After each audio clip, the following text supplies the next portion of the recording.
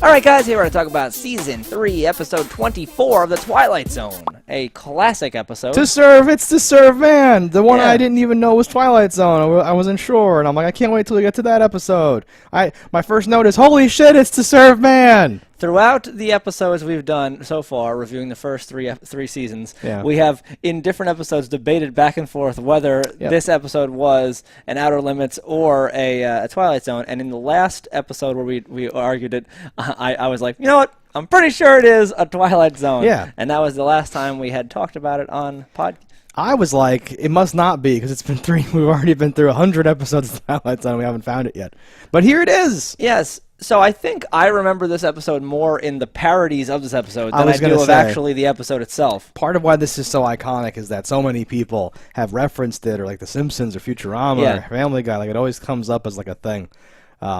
Which is, I guess, deserved, because the twist must have been a big deal Well, at the when time. something is good, that's the things that show up more. And I almost think slightly less of it because of how many times it's been parodied, and it's almost been parodied, better, because the parodies are more recent. So, like, they've been able to hook me a little better. I do still think this twist ending and that guy getting forced in the thing, and you're still not even, like, there's still a possibility that she could have got it wrong. They don't outright just murder that guy.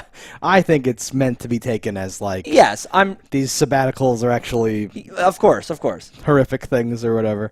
Yeah, but it would be funny. But he's not being fed into a big machine that says human meat maker. No, and that would have been a more like definitive end where you're like, yes, that's what it was. Yeah. It does cut a pretty severe length of time. Like, it took her a while to code this book. Which I won't even get into, but none of that. He rattles off all these terms, and linguistics and cryptography are some of my, like, side interests or whatever that I'm not actually doing anything with, but I like enough to know that those words made no sense in this context whatsoever. It's not like it was a secret code. It's, like, in their language. It doesn't make any sense. But that's fine. I will not even count that against it in the slightest amount or whatever. Well, you wouldn't count an alien language as and I don't even mean alien as in aliens, but they would certainly count in this. It's as if it's a secret language, because you don't know it. It isn't like encoded though. It's just in a different language. He was saying words that you would use if someone was trying to take American words and like hide that they're American words, which is not how other languages work. They have their own structure. The movie Arrival does a great job of like alien language stuff, and I think Contact does some cool stuff too. But nothing else. I don't know if anything else, as far as I know. But again, not going to harp on that, because that isn't really what this is about. I mean, it is core to what it's about, but that isn't really the point of what it's about. The parodies, I think, are so good and like ring so true, like in your mind, because they're so quick. Aliens come, they seem nice, then someone goes, and then finally he's going to go, and then it's like, it's a cookbook! And it's like this like great thing. Here, it takes for fucking ever, and I actually think, it is drawn out. I'm not going to use the word disappointment, but I'm going to say that like I was holding this up as like this is the best one, I think, and it's like I don't think it's the best one. I think it's pretty good. No, but it's not like decent. The best one. It is definitely in the top 10 of like this is a known like people have all heard of this and they know what the twist is. Yeah, definitely. It's certainly one of the most influential and like well-known episodes, but it's probably not one of my personal favorites really. And part of that is suffering from all the parodies and references over time and all that stuff. Yeah. So, but that also fueled its its legacy and is why so many people know about this and can recite the twist ending without having even seen the episode. I think aliens have a book, it's called To Serve Man, but that's a cookbook, and oh no, people have been going to their planet, and they say how great it is. Like, that's a great idea. That's wonderful. But the structure of the episode kind of like takes its time. I kind of like the guy in the alien prison cell, kind of what you alluded to. At the end, though, he talks to the camera. He's like, so what about you? Are you on the menu? Have you been fooled? Or whatever he says. It felt like this was the longest intro before a Rod Serling like talk part, and I even like had to move my mouse to make sure I'm like, wait a minute, did I like accidentally run through the episode and then like I'm in a different episode? Right. Like I got a little bit where I was like, wait a minute, what's happening here? No, yeah, the structure. Because he comes in at like 11 minutes or something. The structure is different. It kind of feels different, for better or for worse. I think it's just a different director or like whatever. But it feels strange. It's like there is a long time before Rod and like this is the epitome of like Rod, stop, just it's fine, because that guy gives his own intro and then Rod Serling gives another intro and you're like, what are we doing here, guys? No, I didn't. I don't know. I didn't love this episode. I thought it was okay. I enjoyed it. when you weigh it against some of the other, like, the bad Twilight zones, obviously, it's in the top half. It's not a bad one. No. Like they're trying to show you the time through the how long he's in that like prison cell thing, and it couldn't have been that long because like he still has cigarettes and like he lights like 2 or 3 in the time we see him. Right. How many cigarettes did he come in with? Are they giving him cigarettes? And then at the probably end, wouldn't. he does like take the food off the counter thing and he starts to eat it. So you're like, all right, he has given in. He's broken. He's gonna fatten himself up for him. Yeah, I think that's where a lot of it kind of falls down for me is like, what is this all trying to say or something like that. And it has that weird Godzilla movie thing of like a dude in a room just says to another dude in a room, Argentina has reported this or something. You're like, okay, which is, I know we can't show Argentina or something. It cuts through with like ticker strips on what people are saying in different languages. Yeah, you see some news, things or newspapers. It did a lot of things we haven't seen in other episodes, though. So I'd say this was probably at the time a fantastic episode. Oh no, this must have knocked everybody's socks off. You have like stock footage of the UN and stock footage of like exterior in Washington, I think, or whatever. Like this is definitely a cut above. Like some Twilight zones are just like in a room where like nothing's in a big bucket, and we're all dolls though. Like it's just nothing or whatever compared to like the kind of stuff that they were doing here. Foreign language dudes and debating. No, this was a real ass episode. This is a big ass episode. Yeah, definitely. Yeah, I like the end of him, like when it's closing up and like it almost seems like the tall guy like helps push the ramp closed because I'm like, it's all practical stuff. It's probably just wires and some dude on the other hand pulling it has to lift this like 160-pound dude up. Oh yeah.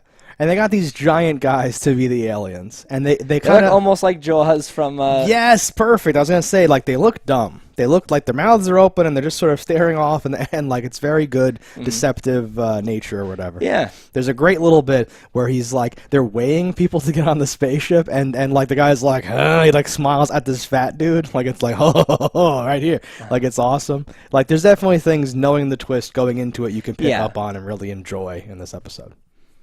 I would love season 4, episode 6, and it comes back and it's like them returning. Oh, it actually wasn't a cookbook.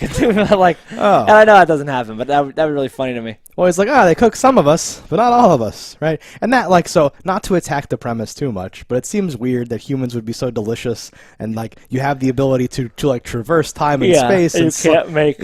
solve every problem, but you can't synthesize whatever's so delicious about humans, or whatever. And also, you would think, well, we know, they should just be farming the humans. They should just be there should be some weird thing about, like, women, though. We need, like, 80% women. Some weird thing where they're, like, starting a human farm or something like that.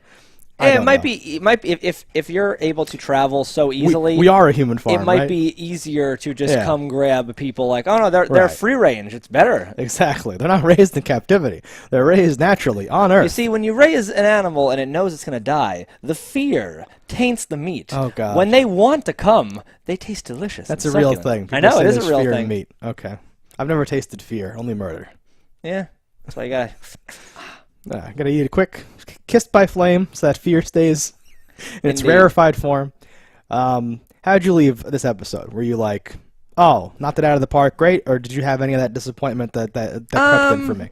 It was subtle disappointment, but mainly towards the middle, I'd say, area, where over the last 20 years, because I've seen this before, but it's been forever, so it's like as a kid. So like the more thing in my mind is like the Simpsons parody of this, which is like, wrapped up in 7 minutes. So like it being longer than that, and of course this is the real thing. It's still knowing where it's going to go in some episodes hurts them because you're like, all right, there's not a twist. I'm not as vested to wait and be like, oh, well, what is it? What's going to happen? What is it? And when you know it's going to happen and it's kind of drawn out, it loses a little bit. I can't blame the episode so much for that because it's the world that ruined it, not the episode. It was the world's fault. But you know what I mean? Like the episode doesn't necessarily falter. Like if a person comes to me when I'm outside of a play and tells me the end of a play right beforehand, I'm like, well, that play was kind of predictable. Turns out he was a twin, and the whole time you're like, well, it's because he's a twin. Oh yeah, that's obviously another. Like it's not that the play was bad; it's the world fucked up. I do think though that this is the epitome. Certain Twilight Zone episodes I enjoy a lot, minute to minute on their own merits. We talk about like, this is not one of those. This old school actor, this old school technique, the lighting, the whatever. Like, oh, it was old school, it was good back when people learned their lines and all that stuff. Here, I think this is the epitome of like. The twist was the big deal. Yeah. And watching it is kind of a nostalgic thing. But yeah, you're kind of checking your watch. Like, okay, I know. Yes, good. Yes, okay, good. And it's not great in those other ways or whatever. The twist is the like monologue the isn't thing. super crazy. Yeah. It was one of those ones where you're like, oh man, but that talking so good. I know. Didn't really get that because I forgot about that part of it. If you were like, hey, does this episode feature a guy like that guy who's saying what and like fighting to like knock it on the ship? Does it feature him like talking to the camera for like 4 minutes here and there? I'd be like, I do not recall that. No, I remember a dude coming in and being like, I am talking to Congress. We will fix all your problems. Everything is great. And then like a star wipe to like everyone waiting online to go. Oh, they say it's great. There's just gold dresses or whatever the fuck she says. Yeah, 10-year waiting list to be food. Yeah. And no one ever comes back, and no one thinks that's ever strange. They say something about it's like a 10-year exchange program or something like that, right? So you're not supposed to come back for 10 years. So they're like faking the letters or something, or they're doing I don't know what's happening. I don't know what's happening. And who knows? It might, when you get there might be a Disneyland-ish thing that you are like held in to enjoy, and take in all the treats, blah blah. Yeah. Oh, you can have all of these items because we're going to take them right off your dead body pretty soon. I would assume that there's a period where everything does seem great. They might feed you food that has special stuff in it to make you like even like not like healthier, but like better for food or something like that. And then eventually it's like, oh, some of you have been selected to go somewhere else and never come back. You can tour our meat packing plant. Yes. You can tour the factory where we make these delicious things you always see us eating. Can I have one? No, that'd be weird. What do you mean? No. These would kill you emotionally. But yeah, that's about everything that happens in the episode. It's kind of I would say standard Twilight Zone. If I had to sum up my reaction, I would say like I expected this to like dethrone, and I have no idea what my current top episode is. We always speak in terms of like top 10, top 25. I know my top is that 3 Spaceman one. Where the guys they're disappearing. Yeah, that's a great episode. That's my favorite episode. But that episode is like greater in like different ways than like this. I expected this might slide in at like one of the top 3 spots easily, but now I'm thinking like it's in the top like 25 or whatever, whatever. It doesn't, I think, hold up on its own the same way for all the reasons we've stated. Agreed. Okay. All right, guys, that's our thoughts on this. Let us know in the comments what you thought about it. Don't die in a fire, and we'll see you next time. Hello, internets. I just love watching JustDaggers. If you've enjoyed this video as much as I have, click that subscribe button.